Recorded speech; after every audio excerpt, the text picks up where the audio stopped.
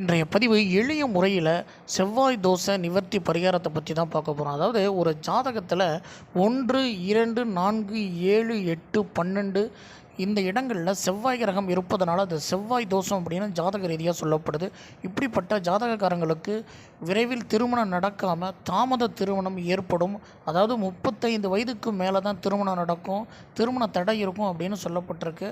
அதுலேருந்து நம்ம சற்று விடுபட அந்த செவ்வாய் தோஷை நிவர்த்தி அடையிறதுக்கு நம்ம ஒரு எளிய பரிகாரத்தை இன்றைக்கி கொண்டு வந்துருக்கோம். அதாவது ஒவ்வொரு செவ்வாய்க்கிழமை அன்னைக்கும் காலையில் 6 to 7 செவ்வாய் ஹோரையில் அருகில் உள்ள ஏதாவது ஒரு சிவாலயத்தில் 9 நவகிரகங்களில் இருக்கக்கூடிய செவ்வாய் பகவானுக்கு ஒரு நெய்விளக்கு ஏற்றி சிகப்பு மலர்கள், அதாவது செவ்வரளி இல்லை செம்பருத்தி இதனால் அந்த மலர்களை சாற்றி அந்த செவ்வாய் பகவானை வழிபடும் பொழுது கண்டிப்பாக அவங்களுக்கு அதனுடைய தாக்கம் குறைந்து விரைவில் திருமணம் நடக்கும் அப்படின்னு சொல்லப்பட்டிருக்கு. பார்த்து பயன்பெறுங்க. இது போன்ற பதிவுகளை பார்ப்பதற்கு நம்முடைய ஓம் டெம்பிள் யூடியூப் சேனலை சப்ஸ்கிரைப்